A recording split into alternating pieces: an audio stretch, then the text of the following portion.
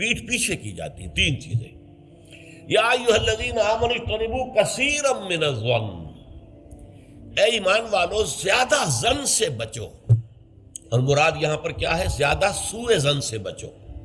حسن ظن کے بارے میں تو حضور کی حدیث ہے کہ حسن ظن جو ہے وہ تو عبادت میں سے ہے. حسن الظن من حسن العبادہ، یہ حضرت ابو ہریرہ سے روایت ہے، اور یہ مسند احمد ابن حنبل میں بھی ہے اور سنن ابی داؤد میں بھی ہے، ان کے حوالے سے مشکات میں بھی ہے. اس اعتبار سے حسن ظن تو مسلمان کا وصف ہے. سب سے حسن ظن رکھو، الا یہ کہ کوئی شخص ثابت کر دے کہ میں حسن ظن کے قابل نہیں ہوں، پھر آئندہ کے لیے محتاط رہیے آپ. لیکن کسی سے کوئی معاملہ شروع ہی سے بدظنی پر نہ کیجیے، سوء ظن پر نہ کیجیے. مجھ سے کہا تھا ایک صاحب نے جو یہاں اس وقت یہاں کا جو کونسلیٹ ہے، امریکن کونسلیٹ، اس میں پولیٹیکل سیکریٹری تھے. وہ میرے پاس آئے تھے خلافت کے بارے میں معلوم کرنے کے لیے کہ یہ خلافت کا آپ نام لے رہے ہیں، اس سے مراد کیا ہے.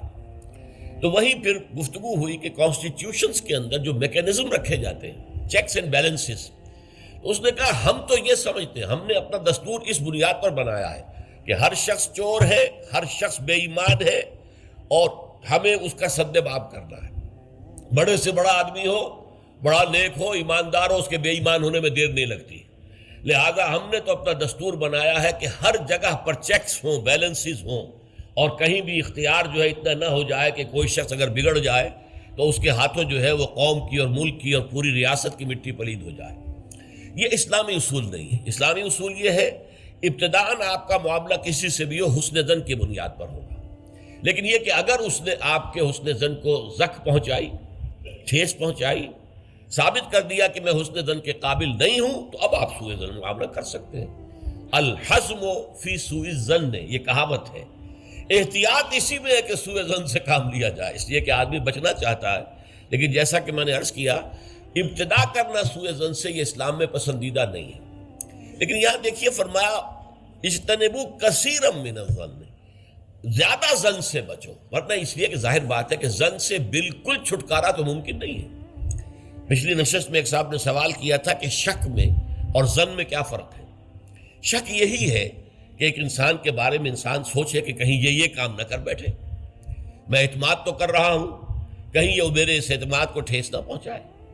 اور سوء ظن جو ہے وہ یہ ہے کہ انسان جو ہے بغیر کسی اسباب کے، بغیر کسی عوامل کے، کوئی سرکمسٹانشل ایویڈنس نہیں ہے اور خام خواہ کسی کے بارے میں برا ظن قائم کر کے بیٹھ جائے. وہ گویا کہ فیصلہ ہوتا ہے. سوء ظن جو ہے وہ فیصلہ ہو جاتا ہے کہ مجھے اس شخص کے ساتھ معاملہ سوء ظن کے ساتھ کرنا ہے. یہ نہیں، البتہ شک کا پیدا ہو جانا یہ کوئی بری بات نہیں ہے. انسان ذرا سا احتیاط کا پہلو مربوط رکھ لے. تو فرمایا یا ایھا الذین آمنوا اجتنبوا کثیرا من الظن ان بعض الظن اثم، یقیناً بہت سے ظن گناہ کے درجے میں آ جاتے ہیں. آپ نے ایک شخص کے بارے میں رائے قائم کر لی، یہ برا آدمی ہے، یہ غلط آدمی ہے، یہ تو میرے درپے ہے، میرا دشمن ہی ہے، میری جڑ کاٹتا ہی رہتا ہے. حالانکہ ایسا نہیں ہے. نتیجہ کیا ہوگا؟ آپ کا طرز عمل اپنے سوء ظن کی بنیاد پر ہو جائے گا. ہر وقت جو ہے آپ کے طرز عمل سے ظاہر ہوگا وہ سارا آپ کے اندر جو بھرا ہوا مواد ہے، اور اس سے ہو سکتا ہے دوسرے شخص کی خامخواہ دل شکنی ہو، اس کے احساسات مجروح ہوں، اور تمہارے حصے میں اللہ کی طرف سے، اللہ کی جانب سے اعمال نامے میں گناہ کا اندراج ہو جائے کہ ایک شخص کے خلاف خامخواہ اس نے سوء ظن کیا، جبکہ اس کے لیے کوئی آثار نہیں تھے، اس کے لیے کوئی بنیاد نہیں تھی. تو ان بعض الظن اثم، بعض ظن جو ہے وہ تو گناہ کے درجے کو پہنچ جاتے ہیں. نمبر 2 بات جس سے روکا گیا اس آیت میں، ولا تجسسوا، تجسس نہ کرو. اب تجسس کیا ہے؟ چھان بین کرنا، تفتیش کرنا. ظاہر بات ہے کہ بعض معاملات میں تو یہ ہماری ضرورت ہے. تجسس سے تو ظاہر بات ہے کہ کوئی چارہ کار ہی نہیں ہے. آخر مجرموں کی تفتیش ہوتی ہے تو تجسس اس میں ہوتا ہے. ایک دوسرے کے ملک کی جاسوسی ہوتی ہے، وہ بھی در حقیقت اپنی حفاظت کے لیے ہوتی ہے کہ وہاں کیا کچھ تیاریاں ہو رہی ہیں تاکہ ہم کو بندوبست کر سکیں اس کے توڑ کا. تو تجسس ہر حال میں برا نہیں ہے. اسی طرح ایک بہت بڑا اخلاقی مسئلہ پیدا ہو گیا تھا جب جمع حدیث کا معاملہ شروع ہوا ہے. آپ کو معلوم ہے کہ حضور نے اپنے حیات طیبہ کے دوران تو احادیث کو لکھنے سے روک دیا تھا. آپ کا حکم تھا لا تکتبوا عنی الا القرآن، مجھ سے کوئی شے نہ لکھو سوائے قرآن کے. اس لیے کہ اندیشہ تھا کہ گڑبڑ نہ ہو جائے کہیں. جیسے کہ آپ کو معلوم ہے کہ انجیل میں حضرت مسیح کا کلام، حضرت مسیح کی سیرت اور انجیل جو حضرت مسیح پر نازل، سب گڑبڑ ہے آپس میں. یہ بتانا مشکل ہے کہ کون سی اس میں وحی ہے، کون سا حضرت مسیح کا اپنا ذاتی کلام ہے، اور کون سی در حقیقت جو ہے اللہ تعالیٰ کی طرف سے وحی آئی ہے، اور کون سے صرف واقعات ہیں حضرت مسیح کی سیرت کے. مشکل ہے. یہی کام ہو سکتا تھا اگر ان چیزوں کو گڑبڑ کر دیا جاتا. اللہ کے فضل و کرم سے اسلام میں کیا ہوا ہے؟ قرآن علیحدہ معین، بالکل معین، پھر احادیث حضور کے اقوال و افعال کو جمع کر دیا، وہ علیحدہ معین، پھر فقہ مرتب ہوئی اور اس کو بھی ترتیب دے دی گئی، سیرت علیحدہ مرتب ہوئی. سیرت میں عام طور پر ان احادیث کو بھی قبول کر لیا گیا، روایات کو، جو زیادہ مضبوط نہیں ہے، زیادہ مستند نہیں ہے. حدیث کی کتابوں میں ان روایات کو قبول نہیں کیا گیا، کیونکہ حدیث سے احکام نکلنے ہیں، شریعت کا منبع بنے گی حدیث، لہذا یہاں جو ہے بڑی چھان بین کی ضرورت تھی. تو جب محدثین نے یہ چھان بین شروع کی راویوں کے بارے میں، فلاں شخص نے فلاں سے روایت کی، اب وہ جاتے تھے اور پتہ کرتے تھے ماحول میں اس شخص کا کردار کیسا ہے، اپنے ماحول میں اسے کیسے پہچانا جاتا ہے، ایک نیک اور شریف اور سچے انسان کی حیثیت سے یا جھوٹے اور دغاباز انسان کی حیثیت سے. اس کے لیے تفتیش کرتے تھے، کیونکہ اگر اس کا کردار اچھا نہیں ہے، اگر اس کی شہرت اچھی نہیں ہے، تو پھر ہم اس سے حدیث نہیں سنیں گے. کیا پتا اس نے اس حدیث میں ملاوٹ کر دی ہو، کیا پتا اس نے خود اپنی جی سے گھڑ لی ہو. تو یہ احتیاط کی گئی. اس پر بعض لوگوں نے جو درویش قسم کے تھے، نیک لوگ تھے، انہوں نے کہا یہ تم قرآن کے خلاف کر رہے ہو، لا تجسسوا. قرآن تو کہتا ہے کہ تجسس مت کرو، لوگوں کے حالات کی تفتیش و چھان بین نہ کرو. تو جواب دیا گیا نہیں، یہاں یہ در حقیقت ایک دینی ضرورت کے طور پر ہے، اور جواب بھی اسی صورت سے دیا گیا. وہ جو آیت ہم پڑھ چکے ہیں، یا ایھا الذین آمنوا ان جاءکم فاسق بنبأ فتبینوا ان تصیبوا قوما بجہالۃ فتصبحوا علی ما فعلتم نادمین. یہ آپ کو معلوم ہے کہ یہ آیت نمبر 6 ہے اسی سورہ مبارکہ کی، ہم پڑھ چکے ہیں. اہل ایمان، تمہارے پاس اگر کوئی فاسق آدمی، غیر متقی آدمی کوئی خبر لے کر آئے تو تحقیق کرو، چھان بین کرو. ایسا نہ ہو کہ تم اس کی خبر، لائی ہوئی خبر پر اعتماد کر کے کوئی اقدام کر بیٹھو، کسی گروہ کے خلاف، کسی قبیلے کے خلاف جو ہے حملہ کر دو، اور پھر بعد میں تمہیں پچھتانا پڑے کہ خبر تو غلط تھی. تو اس دلیل سے پھر محدثین نے کہا یہ ہمارے لیے ایک دینی ضرورت کے طور پر کہ احادیث نبویہ سے شریعت کے احکام نکالے جائیں گے. تو ہم دیکھ لیں جو حدیث پیش کر رہا ہے اس کا کردار کیا ہے، اس کی سیرت بھی ہے کہ نہیں. اسی لیے ایک بہت بڑا علم انسانی تاریخ میں، یہ علم سوائے محمد صلی اللہ علیہ وسلم کی ذات مبارکہ کے اور کسی شخص کے بارے میں نہیں ہوا، جسے کہتے ہیں الرجال. یہ علم الرجال جو ہے کہ تمام جو صحابہ تابعین، ان کی شخصیتوں کا پورا تجزیہ یہ کر دیا گیا. یہ سارا کام اس لیے کیا گیا ہے تاکہ معلوم ہو عن فلاں عن فلاں عن فلاں عن فلاں. اس پوری چین کے اندر کہیں کوئی شخص ایسا تو نہیں ہے کہ جو قابل اعتماد نہ ہو، تو اس کی پھر وہ حدیث صحیح نہیں قرار پائے گی، وہ مستند نہیں قرار پائے گی. اسے کہیں ضعیف احادیث میں لے آئیں گے، ٹھیک ہے یہ ضعیف ہے، اور ضعیف احادیث جو ہے وہ اخلاقیات کے بیان میں استعمال ہو سکتی ہیں، لیکن ان سے کوئی شرعی حکم نہیں نکالا جا سکتا. شرعی حکم کا استنباط جو ہے وہ صحیح اور پختہ اور مستند احادیث سے ہو. تو یہ ہے تجسس کے بارے میں. البتہ جس چیز سے روکا گیا ہے وہ کیا ہے؟ بعض لوگوں کے مزاج ہوتے پرورٹڈ. جیسے آپ کو معلوم ہے کہ مکھی جو ہے وہ گندگی کی تلاش میں رہتی ہے، گندگی پر بیٹھے گی. کچھ لوگوں کا مزاج ایسا ہو جاتا ہے کہ وہ اس تلاش میں رہتے ہیں، ٹو میں رہتے ہیں، کہیں کوئی بری بات انہیں ملے تاکہ لے اڑیں اسے، اس کا پرچار کر دیں، اسے عام کر دیں. کہیں سے کسی شخص کی کسی غلط حرکت کا علم ہو گیا اور اس کو لے کے اب عام کر رہے ہیں، پھیلا رہے ہیں لوگوں کے اندر. یہ جو ہے تجسس اس لیے کرنا کہ آپ کے ہاتھ میں کوئی سکینڈل بنانے کا کوئی مواد آ جائے، کوئی طریقہ ایسا ہو جائے. تو یہ جو مکھی کی ذہنیت اور مزاج رکھنے والے لوگ ہیں، یہ ان کو روکا جا رہا. تجسس نہ کرو، بلکہ کہا گیا ہے کہ اگر تمہارے کسی بھائی کا عیب تمہارے سامنے کھل جائے تو پردہ ڈالو. تم اگر دنیا میں اپنے کسی بھائی کے عیب کی پردہ پوشی کرو گے تو قیامت کے دن اللہ تعالیٰ تمہارے عیوب کی پردہ پوشی کرے گا. اور اگر تم دنیا میں اپنے بھائیوں کی پردہ دری کرو گے تو اللہ تعالیٰ تمہیں رسوا کرے گا تمام لوگوں کے سامنے قیامت کے دن. تو یہ تجسس جو ہے یہ برا ہے. بعض لوگوں کا مزاج ہوتا ہے، یہ دو بھائی جو ہیں ان میں کبھی جھگڑا نہیں ہوا، کیا بات ہے، اب وہ اندر جا کے ٹو لے رہے ہیں، کہیں سے کوئی مسئلہ نکال لیا، اس سے بھڑکایا تاکہ لڑیں آپس میں، اور پھر یہ کہ وہ بھس میں آگ لگا کے جمالو دور کھڑی تماشا دیکھ رہے ہیں کہ یہ لڑ رہے ہیں آپس میں۔ تو اس طرح کی پرورٹڈ جو ہے بس شدہ شخصیتیں ہوتی ہیں بالفعل لوگوں کے اندر، اور یہ کن میں ہوتی ہیں؟ جن کے سامنے زندگی کا کوئی اعلیٰ نصب العین ہے ہی نہیں، کوئی اونچا آدرش ہے ہی نہیں، کوئی ہائی آئیڈیل ہے ہی نہیں۔ جن کے سامنے کوئی اونچا نصب العین ہے، کوئی ہائی آئیڈیل ہے، کوئی آدرش ہے بہت اونچا، وہ تو اس کام میں لگے رہتے ہیں، وہ ان چھوٹی چیزوں کی ان کو اس کی طرف متوجہ ہونے کا ان کے پاس وقت نہیں ہوتا۔ لیکن جن لوگوں کی زندگی کے اندر وہ اونچائی کی طرف تو کوئی رجحان ہے ہی نہیں، تو ظاہر بات ہے وہ تو پھر زمین ہی کے اندر دیکھیں گے، کیڑے مکوڑے انہیں نظر آئیں گے، یا گندگی جو ہے وہ اس کے بارے میں جو ہے اس کو لے اڑیں گے پھر بعد میں۔ اور تیسری چیز ہے وَلَا يَغْتَبْ بَعْضُكُمْ بَعْضًا، نہ ہی تم میں سے کوئی کسی دوسرے کی غیبت کرے۔ اب غیبت کیا ہے؟ کسی شخص کی غیر موجودگی میں اس کی کوئی برائی بیان کرنا، یہ غیبت ہے۔ یہ ہے اس کی ٹیکنیکل ڈیفینیشن۔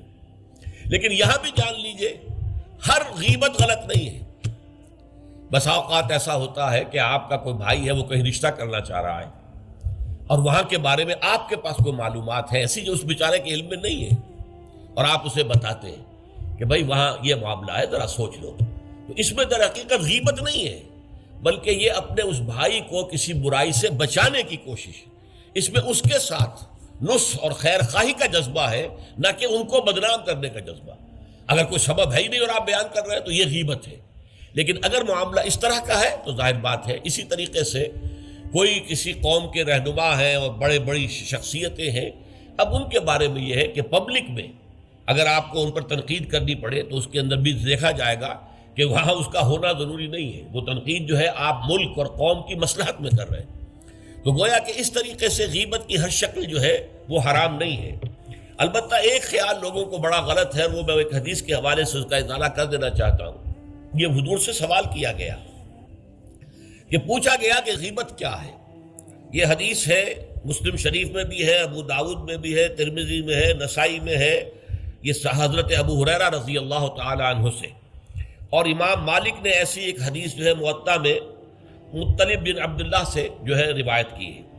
حضور سے پوچھا گیا کہ غیبت کیا ہے، آپ نے فرمایا ذکرو کا اخاک بما یکرہ، تمہارا اپنے بھائی کا تذکرہ کرنا کسی ایسے اعتبار سے جو اسے ناپسند ہو۔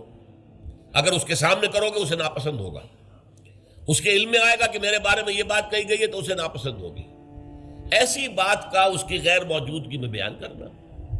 اب قیلا کہا گیا، سوال کیا گیا، افرأیتا کہ حضور آپ ذرا غور کیجئے، ان کان فی اخی ما اقول، اگر میرے بھائی میں وہ شے واقعتاً موجود ہے جو میں کہہ رہا ہوں تو کیا اس صورت میں بھی غیبت ہوگی؟ قال، فرمایا حضور نے، غور سے سنیے، ان کان فیہ ما تقول فقد اغتبت ہو، اگر تو اس میں وہ برائی ہے جو تم کہہ رہے تو تم نے غیبت کی، وَإِن لَمْ يَكُنْ فِيهِ، اور اگر نہیں ہے اس میں وہ شے اور تم پھر بھی کہہ رہے ہو ما تقول فقد بہتہ، تو تم نے اس پر بہتان لگایا ہے، یہ تو دوہرا جرم ہو گیا۔ اس میں کوئی خرابی نہیں ہے، برائی نہیں ہے اور آپ بیان کر رہے ہیں تو یہ تو بہتان ہے۔ البتہ کسی میں کوئی برائی ہے، خرابی ہے، نقص ہے تو یہ در حقیقت جو ہے آپ کا اس کی غیر موجودگی میں بیان کرنا یہ غیبت ہے۔ تو اس اعتبار سے غیبت کی جو برائی ہے اس کو اچھی طرح سمجھ لیجئے، اور یہ ہمارے معاشرے کے اندر بہت پھیلی ہوئی ہے یہ شے۔ بلکہ یہ کہا جاتا ہے اور صحیح کہا جاتا ہے کہ وہ کئی کورسز کا ڈنر ہونے کے بعد جو ہے پھر جب گفتگویں ہوتی ہیں تو معلوم ہوتا ہے کہ سب سے زیادہ لذیذ ڈش جو ہے وہ ایک دوسرے کی غیبت ہے۔ اور ہوتا کیا ہے، شادی کا کہیں پر مجمع لگا ہوا ہے اور جو ہے وہ ابھی بارات نہیں آئی ہے یا کوئی اور مسئلہ ہے، بیٹھے ہوئے ہیں، تو جب 3 آدمی بیٹھے ہوں گے تو کسی اور کی غیبت کریں گے، اور جب ان میں سے ایک اٹھ کے چلا جائے گا تو اب یہ دونوں اس کی غیبت کریں گے۔ یہ ہمارے معاشرے کا عام رخ ہے، یہ ہمارا جو ہے یہ گویا کہ سب سے زیادہ ڈیلیشس ڈش جو ہے وہ غیبت ہے۔ تو اس کے لیے شدت کے ساتھ روکا گیا، اور اس کے لیے جو پھر تمثیل دی گئی ہے، اَيُحِبُّ أَحَدُكُم مَّن يَأْكُلَ لَحْمَ أَخِيهِ مَيْتًا فَكَرِهْتُمُوهُ، کیا تم میں سے کوئی شخص اسے پسند کرے گا کہ وہ اپنے مردہ بھائی کا گوشت کھائے؟ تو اس پر تو تمہیں گھن آ گئی، تمہیں بہت برا لگا۔ کوئی شخص گوارا کرے گا کہ اپنے مردہ بھائی کا گوشت کھائے؟ لیکن سوچئے کہ ایسی تمثیل کیوں دی گئی؟ یہ اللہ کا کلام ہے، بغیر کسی ربط کے تمثیل اور تشبیہ جو ہوتی ہے کسی ربط کی بنیاد پر ہوتی ہے نا، ورنہ تشبیہ اور تمثیل کا فائدہ کیا ہوا؟ ربط کیا ہے؟ جیسے ایک مردہ اپنے دفاع پر کے قابل نہیں ہے. آپ ادھر سے بوٹی کاٹ لیجئے، ادھر سے بوٹی کاٹ لیجئے، پڑا مردہ ہے. آپ پوری اختیار کے ساتھ جہاں سے چاہیں اس کی بوٹی اڑا لیں. اگر وہ زندہ ہو تو وہ ہاتھ لگانے دے گا آپ کو جسم کے اپنے کسی حصے پر. بعین ہی یہ معاملہ ہے، آپ کا بھائی موجود نہیں ہے اور آپ اس کی عزت پر حملہ کر رہے ہیں، مانوی شخصیت پر حملہ ہے. اس جسم کی نسبت مانوی شخصیت زیادہ قیمتی ہے، زیادہ اہم ہے. آپ اس کی مانوی شخصیت پر، اس کی عزت پر حملہ کر رہے ہیں اور وہ قادر نہیں ہے دفاع کرنے پر. اگر وہ ہوتا ہم بات کرتے، اور یہ چیز پسندیدہ ہے. اگر آپ پبلک کے اندر اس کے منہ پر کہیے بات تو معلوم ہوگا. بلکہ اس میں جو پسندیدہ ترین بات ہے وہ یہ ہے کہ کسی بھائی کا کوئی عیب ہے، علیحدگی میں جا کر بتاؤ، بھائی تمہارے اندر مجھے یہ نقص نظر آ رہا ہے، برا نہ ماننا، میں نے تمہاری اصلاح کے لیے کہا ہے، مجھے تم سے کوئی قد نہیں ہے، دشمنی نہیں ہے. یہ نہایت پسندیدہ بات ہے. اس کو کہا گیا المسلم و مرۃ المسلم. ایک مسلمان دوسرے مسلمان کے لیے آئینے کے مانند ہے. جیسے آپ آئینہ دیکھتے رہے، یہاں کوئی داغ لگا ہوا، دھبا لگا ہوا، آپ اسے دھو دیتے ہیں، ہٹا دیتے ہیں. اسی طریقے سے ایک مسلمان کو اپنے مسلمان بھائی کے لیے آئینے کے مانند ہونا چاہیے کہ وہ اسے اس کی خرابیوں پر، اس کی برائیوں پر مطلع کر دے.